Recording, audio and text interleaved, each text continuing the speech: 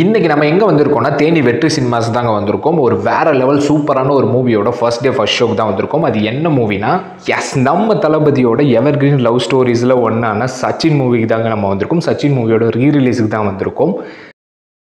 Hi நண்பர் நண்பீஸ், இந்த வீடியோவில் நம்ம தளபதியோட brand new title card and நம்ம தளபதியோட நம்ம எவர் கிரீன் இளைய தளபதியோட சச்சின் மூவி இன்ட்ரோ தாங்க பார்க்க போறீங்க.